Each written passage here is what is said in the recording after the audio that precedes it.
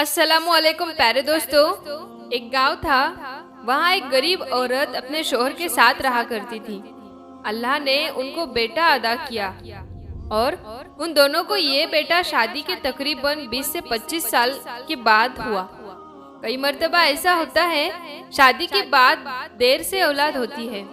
जब ये बच्चा जवान हुआ तो मियाँ बीवी बूढ़े हो गए और ये बच्चा बेहद ही मेहनती था और काबिल था, तो वो इंजीनियर बन गया।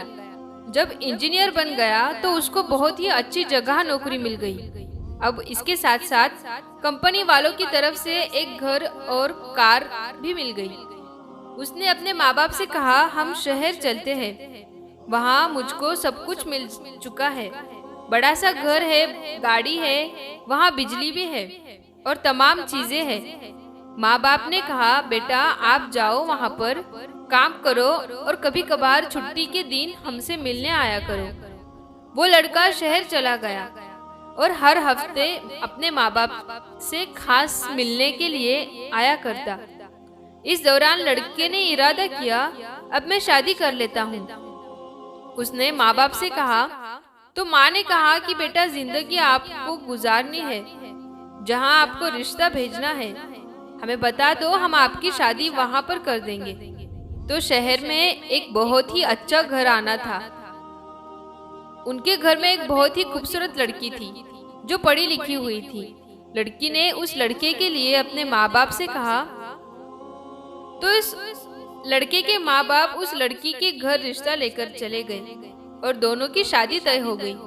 शादी के बाद तो दुल्हन 2-4 दिन गांव के अंदर रही। फिर उसने लड़के से कहा, यहाँ पर गांव में आप लोग कैसे रह लेते हो? यहाँ तो कोई आराम नहीं है, ना बिजली है, ना पानी है, वगैरह वगैरह। वो शिकायतें करने लगी, मुझे यहाँ पर गुजारा नहीं करना, तुम मुझे शहर ले चलो। लड़के ने अपने माँ बाप से ये बात कही तो उन्होंने अपने बेटे से कहा कि बेटा तुम अपने बीवी के साथ शहर जाओ और वहाँ अपनी जिंदगी गुजारो, लेकिन कभी कभार हमसे भी मिलने आया करो। तो वो लड़का अपने बीवी को लेकर शहर चला गया। उसने अपने माँ बाप से कहा, लेकिन माँ बाप ने भी कहा कि बेटा तुम अकेले ही अपनी बीवी के साथ चले जाना, हम नहीं आएंगे। शादी को कुछ 5 से 6 साल गुजर गए और उनके 2 बच्चे हो गए। जब वो लड़का अपने माँ बाप के पास गांव आता तो अपनी बीवी से कहता कि मैं गांव जा रहा हूँ, 2 से 3 घंटे के अंदर आ जाऊंगा। लेकिन कभी कभार उसे 4 से 5 घंटे भी लग जाते थे। जब वो वापस आता तो उसकी बीवी उससे कहती कि आपने तो सिर्फ 2 से 3 घंटे कहे थे, तो आप 2 घंटे में क्यों नहीं आए? आप तो बस अपने माँ बाप के पास ऐसे बैठे जाते हैं जैसे आपका इस दुनिया में और कोई ही नहीं है। अब वो लड़का परेशान के माँ बाप के पास भी जाना जरूरी है और बीवी भी एक एक मिनट का हिसाब रखती है। बहरहाल वो नरम तबीयत का लड़का था। उसने अपनी बीवी को समझाने की बहुत कोशिश की, मगर वो लड़की मानने वाली ही नहीं थी, समझने वाली नहीं थी। एक दिन उसने अखबार में देखा कि सऊदी अरब में इलेक्ट्रिकल इंजीनियर की जरूरत है, तो लड़के ने उसके लिए अप्लाई कर दिया। अल्लाह की शान देखे, लड़के की वो नौकरी लग गई। तनख्वाह भी बहुत ज्यादा थी और वहाँ पर सहूलियत भी बहुत अच्छी थी। लड़के ने अपनी माँ से कहा, माँ मुझे नौकरी मिल गई है, अगर आप कहें तो मैं सऊदी अरब चला जाता हूँ। माँ ने कहा कि बेटा हम उस पाक जगह को आज तक नहीं देख सके, तुम्हें अगर अल्लाह ने ये मौका दिया है तो तुम जरूर जाओ, वहाँ जाकर नौकरी भी करो, बीवी बच्चों का भी ख्याल रखो और कभी कभी हज उम्रा भी करते रहना, ताकि बात भी होती रहे और अगर मौका मिले तो हमें भी याद कर लेना। उससे कहा ठीक है और रोने लगा और उसके बाद वो सऊदी अरब चला गया। वहाँ पर उसे कंपनी की तरफ से घर, कार की तमाम जरूरी चीजें मिली। चुनांचे ये लड़का सऊदी अरब में 13 साल तक रहता रहा। हर साल हज करता रहा और अपने वालिदैन के लिए, बीवी बच्चों के लिए दुआएं मांगता रहता था। मगर एक अजीब बात ये थी, हर साल जब ये हज पूरा कर लेता था तो ये ख्वाब में देखता कि कोई कहने वाला इससे कह रहा है कि तेरा हज अल्लाह के यहाँ कबूल नहीं हुआ। ख्वाब को देखकर ये लड़का बड़ा परेशान होता। जब इसने 13वां यानी हज किया तो उस रात उसने अपने ख्वाब में देखा कोई कहने वाला कह रहा था तेरा हज कबूल नहीं हुआ है। ये सुबह के वक्त हरम में गया, बैतुल्ला शरीफ के सामने खड़े होकर रोने लगा और कहने लगा, या अल्लाह, मुझसे ऐसी कौन सी गलती हो गई है कि मैंने 13 हज किए, 13 साल में 13 हज किए, और हर हज के बाद रात में मुझे एक ख्वाब आता है और ये कहा जाता है कि तुम्हारा हज कबूल नहीं हुआ है। एक अल्लाह वाले इस बात को सुन रहे थे जो वहाँ उसके बाजू में खड़े हुए थे। उन्होंने इसको देखा तो कहा कि भाई क्यों रो रहा है। इसने अपनी सारी कहानी उन अल्लाह वाले को बता दी, शुरू से आखिर तक सारी कहानी बता दी। अब अल्लाह वाले तो अल्लाह वाले ही होते हैं। जल्द ही बात की तह तक पहुंच चुके थे। उन्होंने फौरन पहचान लिया कि ये बच्चा जब से आया हुआ है इसे 13 साल हो गए हैं, कभी लौटकर अपने माँ बाप के पास वापस नहीं गया। इसका कोई और बहन भाई भी नहीं है इसके माँ बाप का ख्याल रख सके। उन्होंने इस लड़के से कहा कि तुम छुट्टी ले लो और 2 हफ्ते अपने माँ बाप के पास जाकर बताओ और उनकी खिदमत करो, फिर वापस आना। चुनाचे इसने टिकट करवाई और अपने मुल्क वापस आ गया। अब ये 13 साल के बाद वापस आया था। उस वक्त कोई मोबाइल फोन वगैरह भी नहीं थे। जब ये अपनी बस्ती के करीब पहुंचा कि उसके दिल में ये ख्याल आया कि मुझे तो ये भी नहीं पता कि मेरे माँ बाप किस हाल में है, वो जिंदा भी है या नहीं, मैं पता तो कर लूं। चुनाचे एक लड़का बाहर से आ रहा था जिसकी उम्र लगभग 9 साल की थी। उसने उसको रोका और अपने वालिद का नाम लेकर कहा कि भाई बताओ फला मियाँ किस हाल में है। वो तो 6 महीने पहले इंतकाल कर गए, लेकिन उनकी बीवी है जो बहुत ज्यादा बूढ़ी है और बीमार भी है।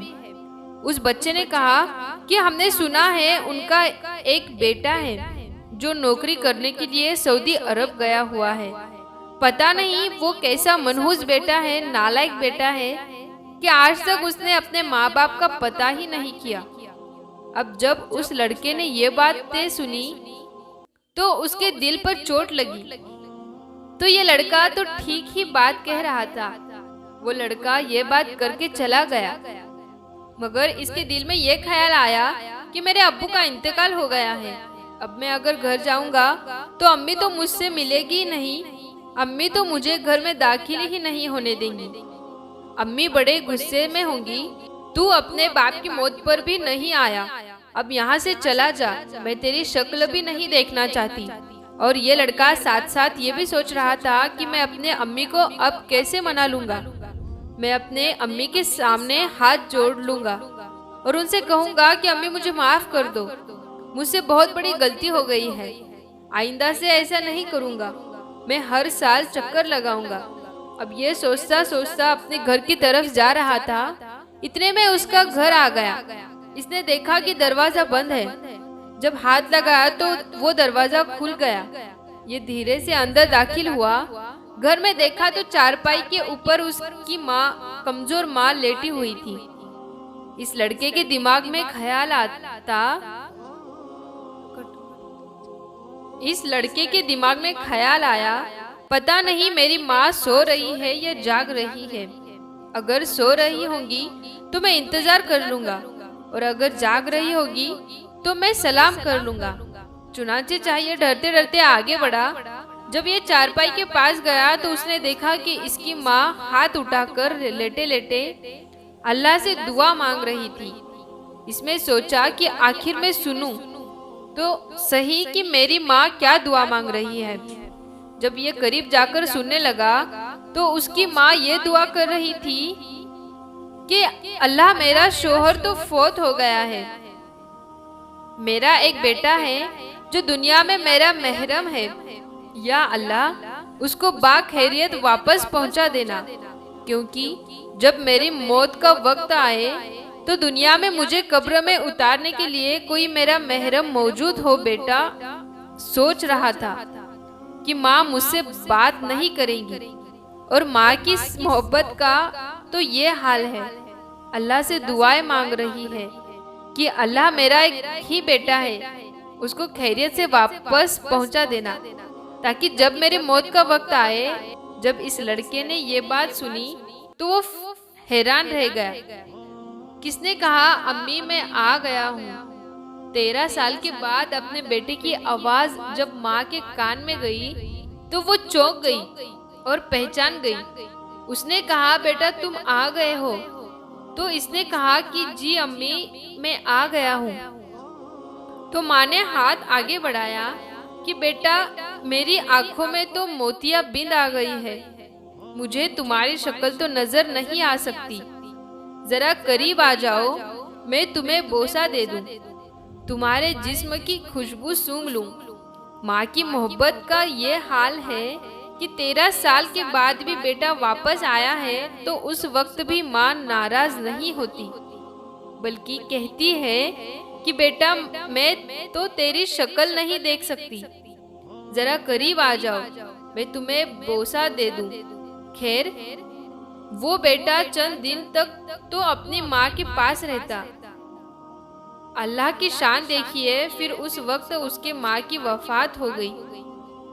उसने कफन दफन का इंतजाम किया, माँ को दफनाया और जब वापस आया और अगले साल हज अदा किया तो हज के बाद उसने ख्वाब में देखा, लेकिन इस बार कहने वाला इससे कह रहा था, ए नौजवान, अल्लाह ने तेरे इस हज को भी कबूल कर लिया और तेरे पिछले 13 सालों के हज को भी अल्लाह ताला ने कबूल कर लिया।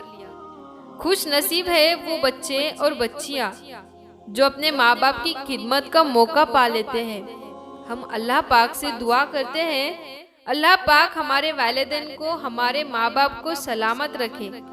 अल्लाह पाक सबके वालिदैन को सलामत रखे और हर औलाद को नेक और फर्मबरदार बनाए। आमीन, अल्लाहुम्मा आमीन। आज की इस वीडियो में इतना ही। हम मिलते हैं फिर नई वीडियो के साथ, तब तक के लिए अस्सलामु अलैकुम, अल्लाह हाफ़िज़।